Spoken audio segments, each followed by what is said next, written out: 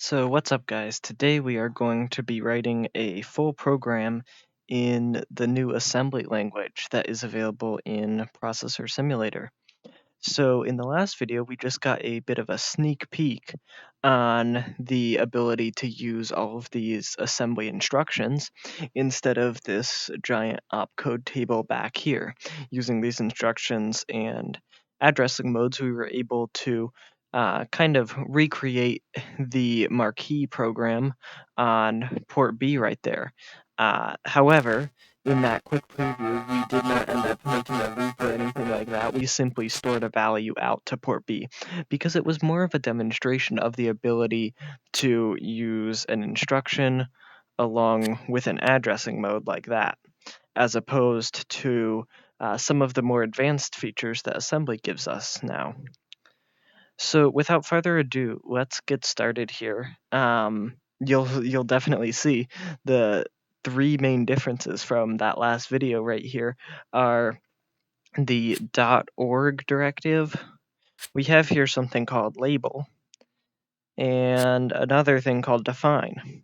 So we're going to go through what each of these mean. First, the .org directive. It stands for origin. And so if we put a number into the origin, like 8,000, wherever we put this in our program, it tells the assembler what position the CPU is going to be seeing our program at. And so if we put this at the beginning of the program, well, it tells the assembler that that the processor over there is reading on the memory bus. It's reading from the EEPROM with the beginning of the program starting at 8,000, which is the beginning of the EEPROM as well, coincidentally, or not so coincidentally, because that's what we put in the .org. However, we can also use this in other positions in our program to tell the assembler about other places in the program. Like say we just wanted to put something else in memory, like farther down, you can put that org directive in there later on as well, and that kind of changes what it is. So now that we have that one out of the way, let's look at labels. The label is, I would say, one of the most essential features here to assembly because it allows us to avoid the monotony of counting forward and counting back in memory. Which, while I'm at it, let me change this 00 and FF from showing our 0 page in the memory monitor to showing our first 100 bytes of the EEPROM.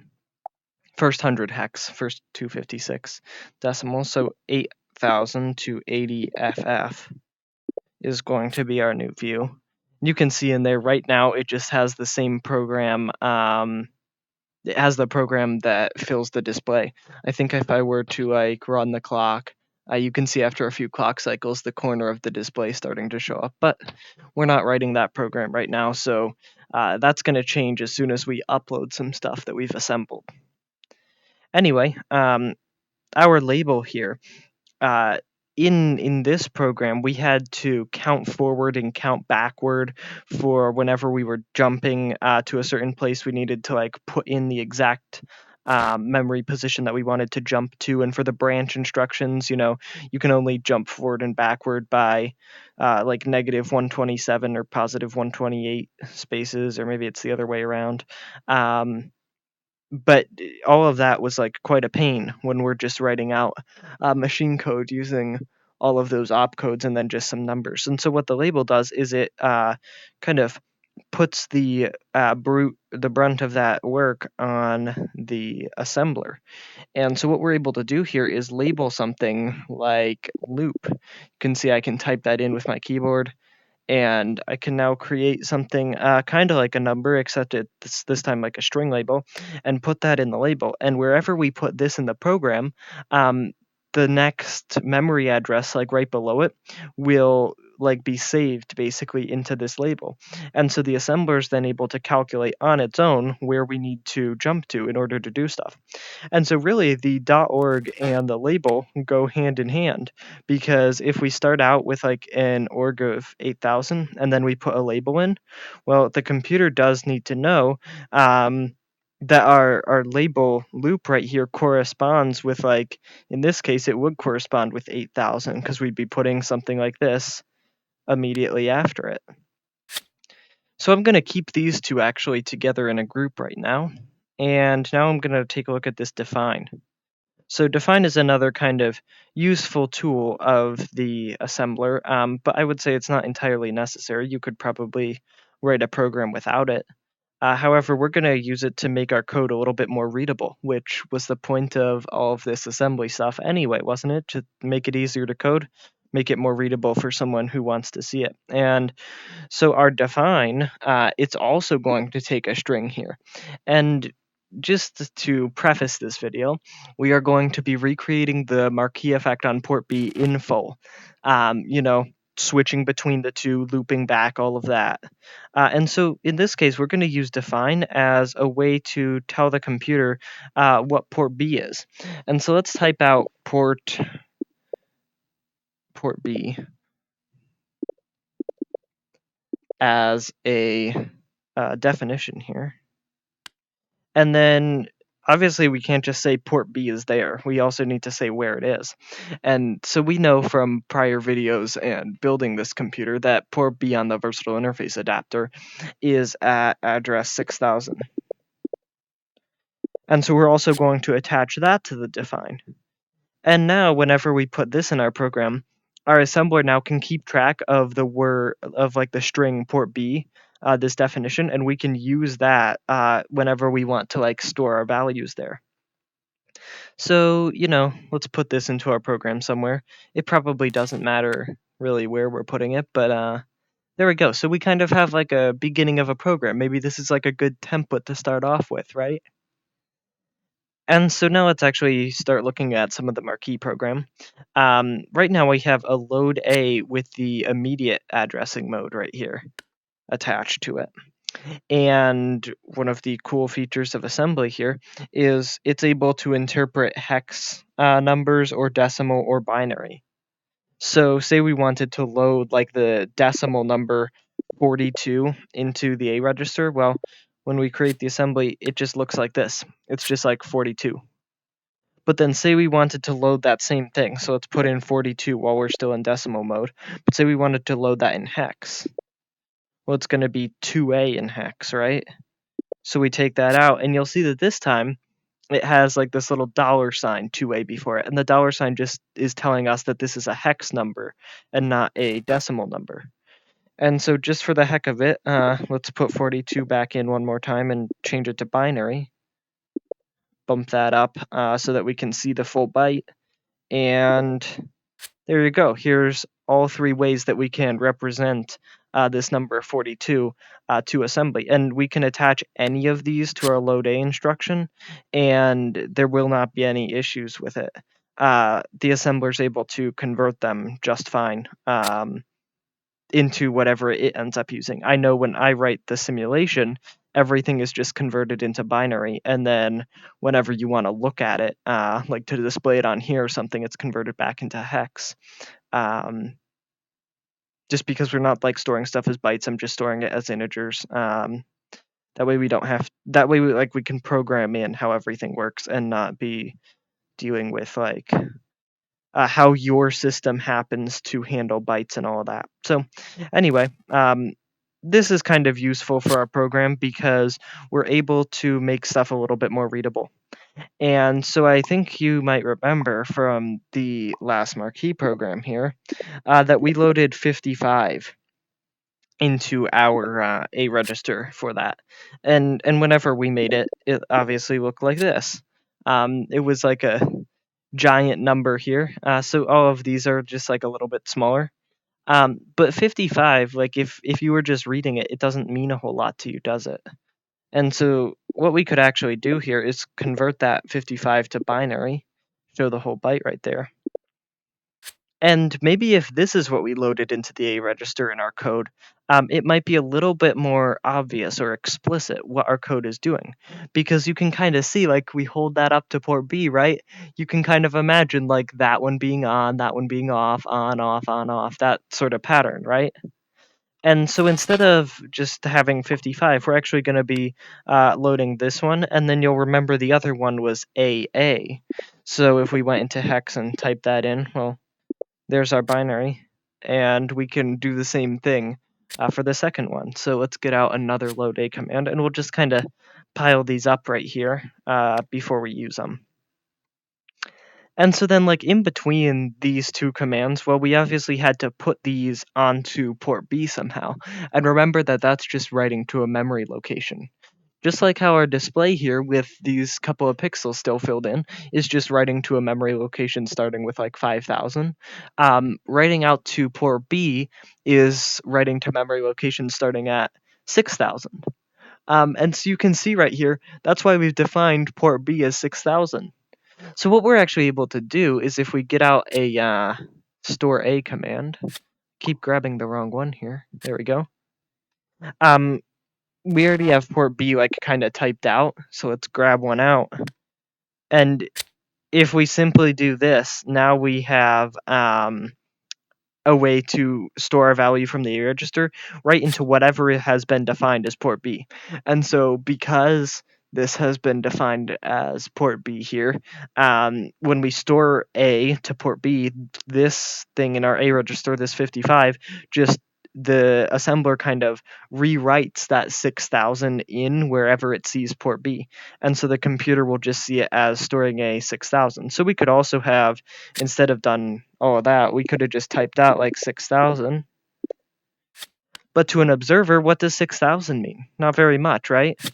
So at least if it's called port B, then it's a little bit more obvious what we're doing. And one thing that you might be wondering about just looking at this is why don't we have an addressing mode right here? Why don't we have this little absolute addressing mode right here? And the truth is, we really could.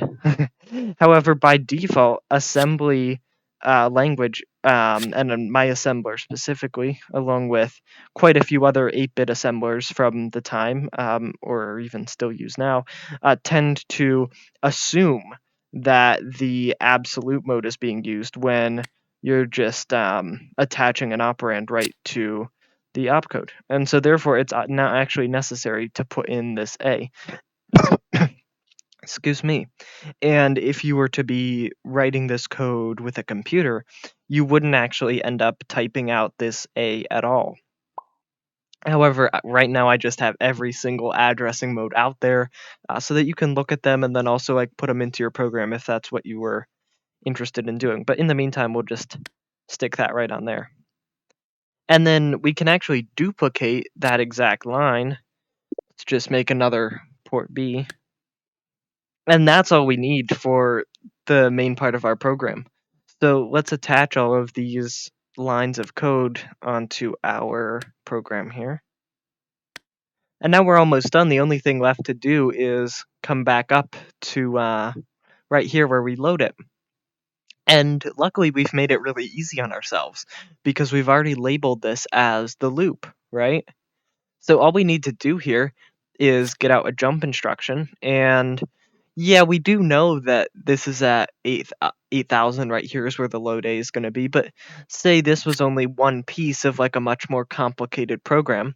Well, we can now just say jump to our loop, just like that. And so then at the end of our program, click, we can just jump right back to the loop. And so if this was part of a much more complicated program, we could have many different labels in here, and we could jump to any of the labels because the assembler is just going to handle all of that for us. So let's click assemble here and see what happens. Well, doesn't seem like very much happened right here. Like our memory monitor isn't showing anything, right? So maybe like we could click it a few more times. Well, no, it's just like back here, you still have to upload it to the EEPROM. That's kind of to simulate the fact that were you doing this on a breadboard computer, you'd have to physically pull the EEPROM chip out of your computer, stick it into an EEPROM programmer, run the EEPROM programmer software on your computer to put it all in, and then stick it back in. So we still have to upload the program. But now you'll notice When we come looking over here at our memory monitor, if I get kind of close for you, you can now see our entire program is in there. And it's not a particularly long program, so everything after that is just EA, which, if you remember from before, that is the default instruction. And EA happens to stand for no op. And so basically, if the computer were to ever be reading any of these instructions, it would just be doing nothing, basically just taking up a clock cycle. However, we have no way for our computer to get out of here and get like into all these EAs, because our jump at the end of our program will constantly just be sending us back to the beginning of the loop. So we can just focus on that first line right here. I might even be able to take this and just bring it to 8010 if I put that in. There we go. So this is a little bit less complicated to read. So the first thing we want to see here is A955. Well, that looks familiar, right, from when we were programming this thing. That's our load A immediate. If we go over here, A9 is load A immediate. So that's, you can kind of see how those translated. And then this little binary thing happens to be 55, as we discussed earlier. And then after that, what do we have? Well, we have 8D0060. So store A, if we come looking back over here, 8D is story absolute. And so you can see how the assembler just automatically kind of assumed our like implied absolute addressing mode right there. And not only that, we also get 0060, which is our little endian way of writing 6000 for port B. And so these three memory positions right here are just to store our A register onto port B. And so you can see that once again, then we have an A9 command to load A, and we load this number, this 10101010 into our A register. And then we have that same little 8D command with 0060 right there to store A into port B. And then finally, at the very end of our program, we have 4C0080. So let's come looking back over here. Well, 4C, that is a jump absolute. And so once again, our assembler's actually done two really cool things for us. One of them is it's assumed for us that this addressing mode right here that we kind of omitted is the absolute addressing mode. And then it's also converted our label of loop into an actual memory position. And that memory position, because it knows based on this origin directive right here, that memory position is 8000 or 0080, writing it out in little endian format. And so finally, we're able to run the program. So 2 ticks, you can see. Oh, I still actually have to reset my program from before. It was still running that one. So anyway, 2 ticks, we get 55 in the A register. 1, 2, 3 more ticks. Now it's out on port B. 2 more ticks. We now have AA as our operand, and so AA is in our A register. And then 1, 2, 3 more ticks. Now port B is shifted to the other side of the marquee. And then we're going to take 3 more ticks right here. One of the ticks is 4C, that's for the jump instruction. Second one is 00 for our 00 in 8000. And then 80 for our 80 in 8000. And you can see just like that, it's bumped our program counter back to 8000. And so at this point, it's probably pretty safe to start the clock. And you can see that our marquee effect is working. So that's all for today I have on assembly right now. However, I'm kind of thinking that I might be next remaking our display program in assembly to see what we could do there.